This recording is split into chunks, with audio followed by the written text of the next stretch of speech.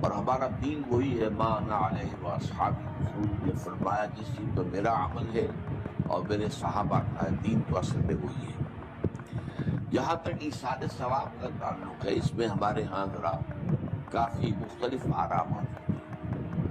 مجھے اس رائے سے اتفاق ہے کہ مالی اگر کوئی عبادت ہے، اس کا ثواب آپ اپنے کسی فوت شدہ بزرگ کو منتقل کر سکتے ہیں۔ مطلب آپ نے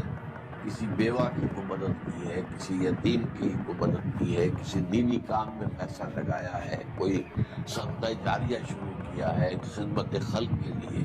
وغیرہ وغیرہ، اس کی تو جو ہے اس کے ثواب کو منتقل کیا جا سکتا ہے کہ اللہ اس کا ثواب میرے والد یا میری والدہ کے منہ پہ پہنچا دے۔ جسمانی نہیں، آپ نماز پڑھ کے کہیں اس کا ثواب، یا روزہ رکھ کر کہیں کہ اس کا ثواب، یا یہ کہ آپ قرآن پڑھ کر کہیں، یہ آپ ہی کو ثواب ہوگا، آپ خود پڑھیں گے آپ کو ثواب ہوگا۔ البتہ ایسے تمام افعال کے بعد جب آپ اللہ سے دعا کریں گے، یہ نہیں کہیں گے کہ میرے اس فعل کا ثواب منتقل کر دیں، اے اللہ میرے والدین کی مغفرت فرما، تو یہ کوئی نیک کام کرنے کے بعد جو ہے اس دعا کی تاثیر جو ہے وہ بڑھ جائے گی۔ بس اس پہلو میں ہی ڈائریکٹلی اس کا تعلق بن جائے گا، ورنہ یہ کہ وہ اس طریقے سے بچوں کو بلانا اور پڑھانا اور یہ جو ہے سوئے میں کرنا اور قرآن خوانی کی محفلیں، یہ سب بدعات ہیں، اور یہ در حقیقت دین میں اضافے ہیں اور ان کی کوئی حقیقت نہیں ہے۔ دیکھیے، انسانی زندگی کے یہ 3 دور ہیں: حیات دنیاوی، جو ہماری پیدائش سے شروع ہو کر اور ہماری موت پر ختم ہو جائے، پھر حیات برزخی، موت سے لے کر قیامت کے دن تک، اور پھر حیات اخروی ہے، قیامت میں ریزریکشن کے بعد سے وہ زندگی جو ہے جو جنت یا دوزخ کی ہے۔ اس میں ان دونوں زندگیوں کے بارے میں تفصیل سے کوئی بات کرنا بالکل غلط ہے، اور اس سے فتنے پیدا ہوتے ہیں۔ ظاہر بات ہے کہ قبر، جسم تو قبر میں رہتا ہے، اس میں کوئی شک ہی نہیں ہے۔ روح کہاں جاتی ہے؟ کیا وہ بھی قبر ہی میں رہتی ہے یا کہیں اور چلی جاتی ہے؟ قرآن مجید میں سجین اور اعلیٰ علیین کا ذکر موجود ہے، لیکن یہ تمام چیزیں متشابہات میں سے ہیں۔ یہ تمام چیزیں قرآن مجید میں سورہ آل عمران کے شروع میں بیان کیا گیا ہے کہ ہم نے یہ کتاب اتاری ہے، اس میں کچھ آیات محکمات ہیں، کچھ متشابہات ہیں۔ وہ متشابہات کا ایگزیکٹ مفہوم جاننا اس وقت ہمارے لیے ممکن نہیں ہے۔ یہ تو جب اس عالم میں ہم پہنچیں گے تو معلوم ہوگا کہ ہاں یہ بات تھی کہ جو قرآن مجید میں اس طور سے کہی گئی تھی۔ لیکن یہ کہ اس وقت جو ہے جتنا کچھ ہمیں حدیث صحیح میں مل جائے یا قرآن میں مل جائے، اس عالم برزخ میں بھی یہ تو ہوتا ہے کہ جو نیک لوگ ہیں انہیں کچھ نہ کچھ جو ہے اثرات اچھے ان پر پڑتے رہتے ہیں، ان کی ارواح پڑتے رہتے ہیں، اور کچھ جو برے ہیں ان کے اوپر جو آخری انجام ہونا ہے اس کی کچھ ریفلیکشن ہوتی رہتی ہے، جس کو حدیث میں کہا گیا ہے کہ ہر قبر جو ہے وہ یا تو جنت کے باغیچوں میں سے ایک باغیچہ ہے یا دوزخ کے گڑھوں میں سے ایک گڑھا ہے، یا کہیں کہہ دیا جاتا ہے کہ کھڑکی کھول دی جاتی ہے اس میں، یا جنت کی طرف سے کہ ٹھنڈی ہوائیں آئیں، خوشبوئیں آئیں، اور یا دوزخ کی طرف سے کہ آگ کی لپٹ آئے۔ دوزخ میں داخل ہوں گے قیامت کے بعد ہی، اور جنت میں داخل ہوں گے قیامت کے بعد ہی، لیکن اس کے کچھ آثار پڑنے شروع ہو جاتے ہیں، وہ جس کو انگریزی میں آپ کہتے ہیں coming events cast their shadows before, بعد میں آنے والے واقعات جو ہیں ان کے کچھ سائے جو ہیں پہلے سے آنے شروع ہو جاتے ہیں۔ تو اسی طرح سمجھیے کہ جو کچھ آخرت میں کسی انسان کے ساتھ ہونا ہے اس کا ایک عکس جو ہے وہ عالم برزخ میں شروع ہو جاتا ہے۔ اسی لیے قرآن مجید میں یہ بھی آیا ہے کہ یہ جو آل فرعون تھے یہ صبح و شام جہنم پر پیش کیے جاتے ہیں، اور قیامت کے دن پہ کہہ دیا جائے گا ادخلوا آل فرعون،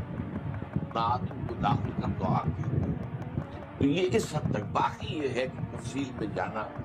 ہاں ایک رائے ہے، یہ شاہ ولی اللہ دہلوی رحمۃ اللہ علیہ کی، اگر ان کی رائے نہ ہوتی تو میں اسے بیان بھی نہ کرتا، لیکن یہ کہ وہ ایک بہت بڑے محدث اور بہت مفکر اور دین کے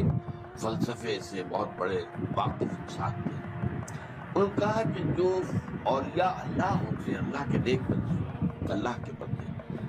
ان کے انتقال کے بعد ان کی روحوں کو بھی اللہ فرشتوں کے طبقہ اسفل میں شامل کر دیتا ہے۔ یہ فرشتے ہیں نا، اس وقت بھی موجود ہیں۔ ابھی شاید اگلے ہی جمعے میں وہ حدیث جو ہے اس کا بیان آئے گا کہ جب بھی کسی گھر میں، اللہ کے گھر میں کچھ لوگ اس لیے جمع ہو کہ اللہ کی کتاب پڑھیں اور ایک دن سمجھیں اور سمجھائیں، تو ان کے اوپر فرشتے گھیرا ان کا ڈال دیتے ہیں اور ان پر اللہ کی طرف سے سکینت نازل ہوتی ہے اور رحمت نازل ہوتی ہے، اور اللہ ان کا ذکر کرتا ہے فرشتوں کے پاس، دیکھو میرے بندے، تم کہتے تھے یہ فساد مچائے گا، دیکھو یہ بھی تو ہے نا جو میرے کلام کو پڑھنے کے لیے میرے گھر میں جمع ہے۔ تو فرشتے ہیں موجود، ہم میں سے ہر ایک کے ساتھ 9 فرشتے موجود ہیں۔ تو یہ فرشتہ اسفل ہے، سب سے نیچے، جو دنیا کے کاروبار کو چلانے میں اللہ تعالیٰ کے سول سرونٹس ہیں۔ پھر اس سے اوپر کے فرشتے ہیں، اس سے اور اوپر کے فرشتے، پھر مقربین ہیں جو اللہ تعالیٰ کے قریب ترین فرشتے ہیں۔ لیکن یہ کہ ملائکہ کے طبقہ اسفل میں شامل کر لیتے ہیں تاکہ جو کام اللہ تعالیٰ ملائکہ سے لیتا ہے وہ ان سے بھی لینے شروع کر دیتا ہے۔ لیکن ہمیں یہ اجازت نہیں ہے کہ ہم فرشتوں کو پکار کر کہیں کہ اے فرشتے، ہے جبریل، ہے میکائیل، یا فلاں ہے منکر جو میرے جو ہے کرام کاتبین، میرا یہ کام کر دو۔ یہ شرک ہو۔ اسی طرح ہو سکتا ہے کہ انبیاء کی ارواح جو ہے بھی اللہ تعالیٰ نے شامل کی ہوئی اس لشکر کے اندر، وہ کام کر رہے ہیں اور وہ اللہ تعالیٰ کے حکم سے مختلف معاملات جو ایگزیکیوٹ کرتے، لیکن ہم کسی کو پکار نہیں سکتے۔ اب یہ نوٹ کر لیجئے، ہدایت و ضلالت اس دنیا میں جو مختلف حالتیں انسان پر طاری ہوتی ہیں، یا نعمتوں کی بارش ہو رہی ہے، یا تنگی ہے، فقر ہے، احتیاج ہے، دنیاوی حیثیت ہے، وجاہت ہے، یا دنیا میں گمنامی ہے، کسنوی فرصت کے بھیا کس کی، کوئی آپ کا حال ہی نہیں پوچھ رہا کہ تم ہو کون، تمہارے منہ میں کتنے دانت ہیں، یا یہ کہ دنیا میں اقتدار کی کسی مسند پر انسان بیٹھا ہے، یا یہ کہ کوئی اس کے ہاتھ میں اختیار نہیں، یہ تمام جو حالات انسان پر طاری ہوتے ہیں، ان کے جواب میں جو طرز عمل فکری اعتبار سے اور عملاً انسان اختیار کرتا ہے، اس کے 4 درجے۔ پہلا درجہ ہے انتہائی گمراہی، ضل ضلالا بعیدا۔ وہ کیا ہے؟ اگر عزت ہوئی، نعمتیں ملی، فلاں دیوی یا دیوتا کی نگاہ کرم ہے، اس کی کرپا سے یہ ہو گیا، اور اگر کوئی تکلیف آ گئی، مصیبت آ گئی، معلوم ہوتا ہے کہ فلاں دیوی یا دیوتا ہم سے ناراض ہو گئے، یہ کالی دیوی کی طرف سے کوئی مصیبت آ گئی ہے، یا یہ کہ یہ لکشمی دیوی کی نگاہ کرم ہے کہ ہمیں دولت مل گئی ہے۔ یہ تو ہے شرک۔ شرک ہونے کے اعتبار سے یہ ہے ضل ضلالا بعیدا، انتہائی پستی۔ اس پستی سے اوپر آئیں گے تو توحید کی پہلی منزل ہے۔ عزت دی اللہ نے، اگر کوئی تنگی آ گئی، فقر، تکلیف، کوئی ذلت، رسوائی، یہ بھی اللہ کی طرف سے۔ ایک اعتبار سے تو انسان ہدایت پر آ گیا، بڑی گہرائی تھی اس گندگی کی اور اس خباثت کی جو شرک جس کا نام ہے، اس سے انسان نکل آیا، نجاست سے۔ توحید تو ہے، لیکن ابھی اس میں اس کی گمراہی کا ایک ایلیمنٹ شامل ہے، اور یہ گمراہی سے جب تک آگے نہیں آئے گا، اوپر نہیں اترے گا، اس کا طرز عمل کیا ہوگا کہ ذرا کچھ مل گیا، عزت مل گئی، پھولے نہیں سما رہے، اب زمین پر قدم نہیں ٹک رہے، گردن اکڑ رہی، کہیں محرومی ہو گئی، کوئی تکلیف آ گئی، کوئی مشقت، فقر آ گیا، اب بجھ کر رہ گئے۔ ان دونوں کیفیات میں انسان کا پینڈولم جو ہے وہ ایکسٹریم ہو جائے گا۔ یہ کب ہوگا؟ جبکہ انسان یہ سمجھتا ہے کہ اس دنیا میں جو دولت مل گئی یا عزت مل گئی تو یہ گویا کہ بڑی کوئی قابل فخر شے ہے، اور اگر یہاں پر کوئی تکلیف آ گئی، کوئی مصیبت آ گئی، فقر و فاقہ آ گیا تو یہ گویا کہ بہت ہی اہانت آمیز شے ہے۔ اگر یہ انسان سمجھے گا تو طرز عمل وہ نکلے گا، نتیجے کے طور پر جو میں بیان کر چکا ہوں، یہ گمراہی ہے۔ اس گمراہی سے نکلیں گے تو آپ کس مقام پر آئے؟ دوسری منزل ہدایت کی کیا ہے؟ نہ یہ عزت ہے، نہ یہ ذلت ہے، دونوں حیثیتیں برابر ہیں، کہ یہ امتحان ہے۔ اسی لیے ان دونوں آیتوں میں ایک لفظ قدر مشترک ہے، اذا مبتلا، فاما الانسان اذا مبتلاه ربه فاکرمہ ونعمہ، یہ بھی ایک ابتلا ہے، آزماتا ہے اللہ، کبھی وہ دے کر آزماتا ہے، کبھی چھین کر آزماتا ہے، کبھی فقر و فاقہ سے آزماتا ہے، کبھی وہ کثرت دولت اور کثرت مال سے آزماتا ہے، کبھی وہ صحت دے کر آزماتا ہے کہ یہ قوت اور توانائی اور صحت جو میں نے دی ہے یہ اس میں کیا کرتا ہے، کبھی وہ مرض کے ذریعے سے آزماتا ہے کہ صبر کرتا ہے کہ نہیں کرتا، ہمارے لیے شکوہ اور شکایت تو اس کی زبان پر نہیں آ جاتی، نالا و شیون تو نہیں آ جاتا، تکلیف جھیلتا نہیں جھیلتا، اس میں تحمل ہے کہ نہیں ہے، تو صبر کرتا ہے یا شکر کرتا ہے، یہ دونوں کیفیات در حقیقت اس اعتبار سے مساوی ہے، یہ بھی امتحان، یہ بھی، یہ حقیقت جب سامنے ہوگی اب وہ پینڈولم جو ہے وہ بہت کم ہو جائے، یعنی انسان میں طبعی طور پر تو ایک اثر ہوتا ہے غیر اختیاری، کسی چیونٹی نے کاٹا آپ کے پاؤں پر، آپ اپنا پاؤں ہٹا لیں گے، اس میں کوئی ارادہ نہیں، یہ ریفلیکس ایکشن ہے، غیر اختیاری فعل، اس حد تک تو انسان ضرور متاثر ہوتا ہے، اس سے تو کوئی انسان جو ہے وہ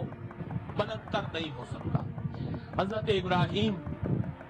رضی اللہ تعالیٰ عنہ، حضور کے وہ نومولود فرزند، انتقال جب ہو رہا تھا آپ کی آنکھوں میں آنسو آ گئے، اب یہ ایک طبعی اثر ہے، ایک فعل ہے، انفعالی کیفیت ہے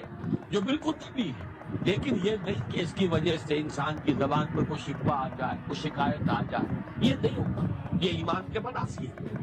اسی طریقے سے اگر کوئی خوشی ہوئی ہے تو چہرے کے اوپر ایک نکھار آ جائے گا، تبسم آ جائے گا، استقلال دل، اس حد تک تو یوں سمجھیے کہ انسان کا طبعی تقاضا ہے، اس سے زیادہ یہ پینڈولم اگر سوئنگ کر رہا ہے تو گویا کہ اس حقیقت سے انسان محجوب ہے کہ یہ بھی امتحان ہے، یہ بھی امتحان ہے، جو ہم سورہ حدید میں پڑھ چکے ہیں، ما اصاب من مصیبت فی الارض ولا فی انفسکم الا فی کتاب من قبل ان نبرأها ان ذلک علی اللہ یسیر لکہ لا تعصوا علی ما فاتکم ولا تفرحوا بما آتاکم، اللہ تمہیں کچھ دے تو اتراؤ مت، اللہ تم سے کچھ چھین لے تو اس کے اوپر افسوس مت کرو، یہ نتیجہ ایمان کا نکلنا چاہیے۔ اگر تمہیں ایمان ہے اللہ پر، اگر تمہیں یقین ہے کہ جو کچھ ہوا ہے اللہ کے اذن کے بغیر نہیں ہوا، اگر تمہیں یقین ہے کہ اللہ نے جو میرے لیے طے کیا ہے اس میں میرے لیے خیر ہی ہے، چاہے فی الحال فی الوقت فوری طور پر مجھے ناگوار محسوس ہو رہی ہے بات، لیکن یقیناً میرے لیے اس میں خیر ہے میرے رب کی طرف سے، کہ حد کے ساتھ یہ ماریخ عین اللہ فصل، ہم تو شارٹ سائٹڈ ہیں، ہم دیکھ نہیں سکتے کسی شے کو، ہم اس کے ظاہر کو دیکھ کر گھبراہٹ